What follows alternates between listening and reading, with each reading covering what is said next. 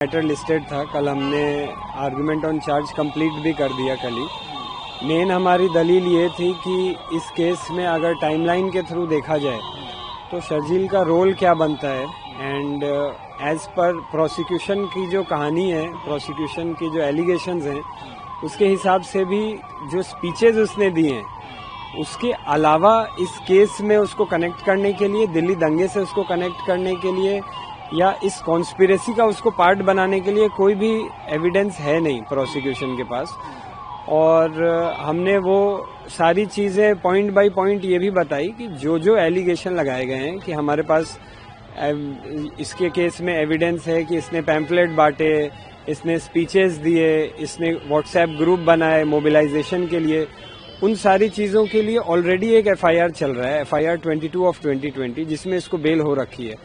तो अगर किसी केस में ऑलरेडी बेल हो रखी है जिसमें वो सारी चीजें सब्जेक्ट मैटर है इन्वेस्टिगेशन की, प्रोसिक्यूशन की, तो फिर एफआईआर 59 में ऐसा नया क्या है जो कि इसको कॉन्स्पिरेसी का पार्ट बनाता है।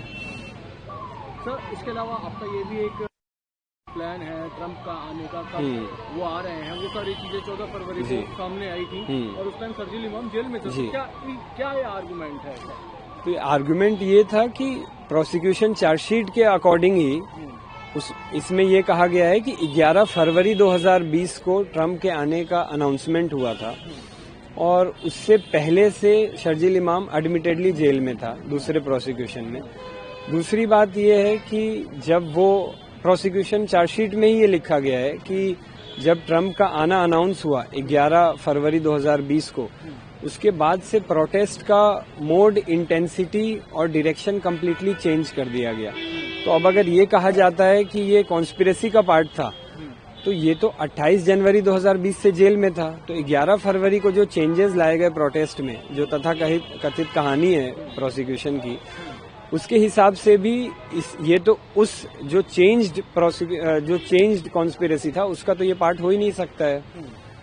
तो इसके अलावा सर, जो जब सुप्रीम कोर्ट ने भी कहा कि भी इनका केस और दूसरे आरोपी का केस जो है वो अलग डिफरेंट फुटिंग पर है दूसरे एक्यूज के मुकाबले, तो क्या सर उस फाइंडिंग से आने वाले समय में शर्जील इमाम को कानूनी रूप से दिक्कत पेश आएगी? वो डिपेंड करता है कि किस तरीके से हम लोग उस फाइंडिंग को देखते हैं। हम तो ये देख रहे हैं कि जो 1 साल का टाइम दिया गया है सुप्रीम कोर्ट द्वारा कि या तो ट्रायल कंक्लूड कर लें या तो जो प्रोटेक्टेड विटनेस है उनका बयान करा लें।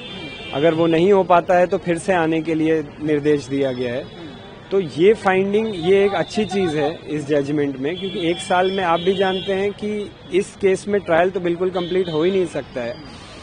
एंड रही बात प्रोटेक्टेड विटनेसेस की, तो प्रोटेक्टेड विटनेसेस जल्द से जल्द हम लोग कोशिश करेंगे कि पहले चार्ज फ्रेम हो जाए एंड उसके बाद जल्द से जल्द जो भी विटनेसेस हैं उनका एग्जामिनेशन हो जाए। उसमें हमारे एंड से कोई डिले नहीं होने वाली है, पहले भी कभी नहीं हुई है। और कल इसी वजह से हमने एक ही दिन में आर्गुमेंट ऑन चार्ज कंक्लूड भी कर दिया है।